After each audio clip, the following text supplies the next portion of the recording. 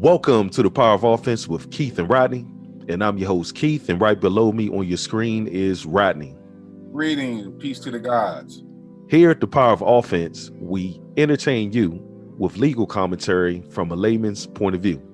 That's what we do here at the Power of Offense, y'all. Now, today, right, we have another hot one for you, and we want to discuss this song that was just dropped by the Canadian rapper Tom MacDonald. All right, now this song is called Cancel, right? He just dropped this one a day ago. All right, so I want us to listen to this, all right, because we're going to go somewhere with this. We're going to unpack it, right, based upon his song. All right, so this one right here, we're going to listen to the whole song straight through, and then we'll take it from there. All right, fair use, fair use. Time trying to cancel me. They love me because they know that Animo. All right. I wanted to, hey, Rod, I wanted to play that, man. I thought that was hot too. Just as much as the fake woke song, and just let everyone know, you know, sometimes I try to sing, right? I actually thought my ad lib was kind of hot. You know what I mean? I thought it was hot, you know. But now the reason why I thought it was cool to play it, because I always wanted to do a show talking about the cancel culture. You know what I mean? And you know, we're going to line this up and unpack it as we go, because we're going somewhere with this. All right. And again, what I would say that I appreciate about the work of Tom MacDonald is that he talks about he talks about a lot of issues that I think is pressing on Americans today, as far as like censorship of freedom of speech, how people want to cancel you because they don't like what you're saying. They want to ruin your career, right? They want to ruin the opportunities for you, things like that. You know what I mean? So I thought this was hot. All right. Now, the song is called Cancel, right?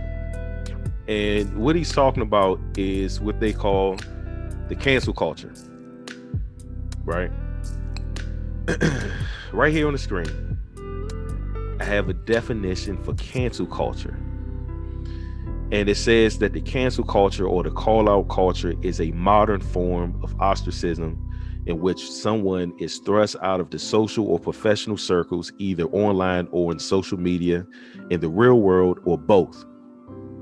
So again, you have people, right, who like to call out other people and have them ostracized for things that they say. They want to censor freedom of speech, freedom of expression, and in some cases, freedom of association. This is why I wanted to address this. All right.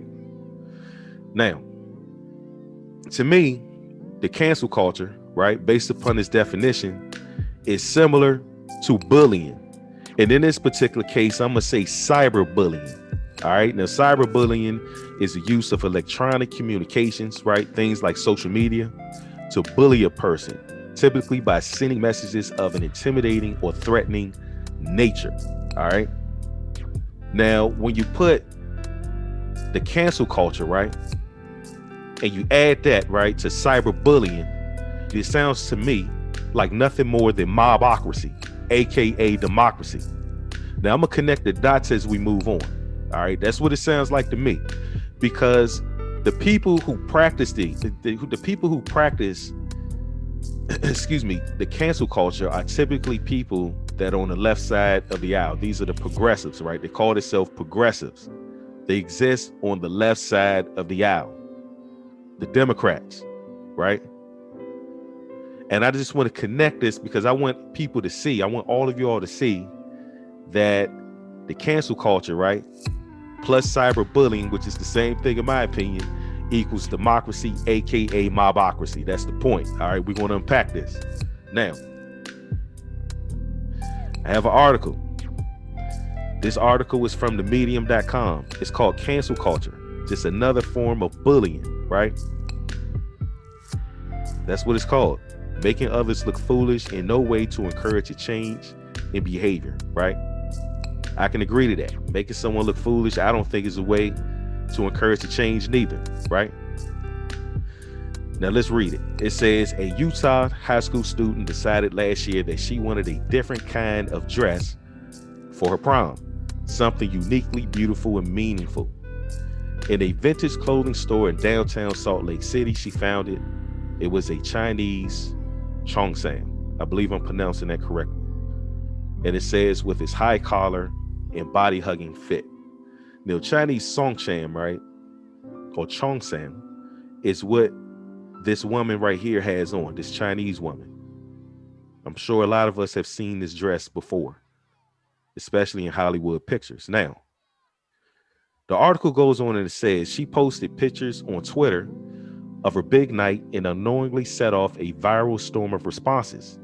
One of the first negatives came from a man who took the teenager to task for what he called cultural appropriation by her non-Asian self wearing a traditional Asian garment. He was angry and did not mince words. I don't believe in boasting hate speech, so I didn't give links to such comments, right? The Washington Post published a detailed article of the controversy, so you can read it there. So right here, they provided a link for us that if we wanted to go and check out exactly what those comments are, we can go to the Washington Post. We're not going to do that for the sake of time. Now, in many cases, like in this case, this teenage girl, right? And this is her picture right here. She was canceled. She was canceled due to what they call cultural appropriation, right? Now, I have a photo of her in her Chinese cheongsam dress. This is her right here. This is the dress that she wore, right? And this is the dress that caused all the controversy right here. And this photo right here is her with her date, right? Now, personally, I think the dress is sexy. I like the dress. It's a Chinese dress. I think it looked nice. I don't see nothing wrong with it. Matter of fact, I don't see nothing wrong with her wearing it. I don't. Right? Because if that's cultural appropriation, right? Maybe this is too.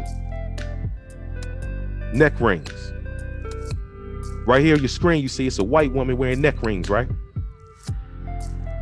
I guess that's cultural appropriation also.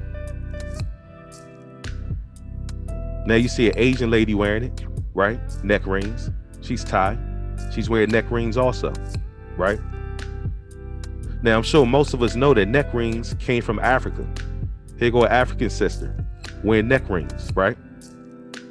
So I guess the white woman and the Asian woman with the neck rings are cultural appropriating also, right? That's the argument. Here we have girdles, right? You know, girdles, right, or corsets is something that came from Europe, right? But yet still, we love when women wear these things. Look at this sister right here. She looks beautiful in that girdle. She does. She look hot. What you think, Rodney? Yeah, absolutely. You know, I enjoy looking at that photo.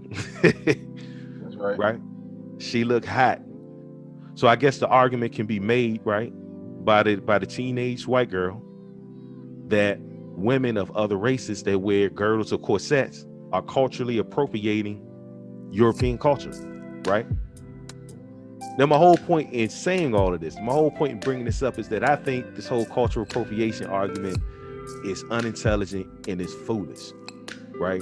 I like the fact that people can enjoy other people's cultures. I believe when I see women, right? When I see this sister wearing this girdle, right? It's how does she look? She's wearing that girdle to make sure she look hot. She's wearing that girdle underneath her clothes to look the best she can, right? She's not thinking about cultural appropriation or taking somebody's culture. She's thinking about looking as beautiful as she can, right? Just like this African sister, when she's wearing these neck rings, she's wearing these neck rings. Yes, it's cultural, but it's also because look at her face. Her head is held high because she knows that she looks beautiful. That's the point. Same thing with this Asian lady. Same thing, right? Same thing with this white lady. Same thing with this teenager and that Chinese dress. So my whole point is, and this is the point I'm trying to bring home to everyone, Rodney, is that I think cultural appropriation, again, is unintelligent and is foolish. When I see women wearing things from other cultures, right? In most cases, they wear it because they feel like they look beautiful They feel like they look attractive, and it's something meaningful to them. I think it's a form of celebrating other people's culture. Just like when we eat pizza or spaghetti and we're not European. What you think, Rodney? Yeah, you should be free to wear what you like. You know what I'm saying? She wore the dress because that's what she liked. It doesn't matter where you get the idea of where the dress came. You know what I'm saying? The white girl is wearing the neck rings because she liked neck rings. Exactly. You know what I'm saying? It doesn't matter where she get the neck rings from. I eat injera. It doesn't matter that injera comes from Ethiopia. you know what I'm saying? Exactly. Yeah. So it ought not matter where the genesis of the clothes, food, idea, tradition, whatever, it doesn't make a difference. The genesis of it only makes a difference that you like it and you choose to indulge in that culture. So to me, it's a sign of respect. You know what I'm saying? It's a sign of respect that everyone is just like. Thank you, Rodney. You know, you look at black folk music, you know, although you do see some that say, well, this music comes from black folk, that's true, but they ought to see it as a sign of respect that they like how the blues started, so they started doing it. Although you can flip it and get to on the commercial side and say how we wasn't compensated for the genesis of our music, but you know what I'm saying, but at the same time it's acknowledged where the music came from, you know, like so rock and roll. Yeah, like hip hop. You're right. And that right there connects to, again, why we played the Tom MacDonald song.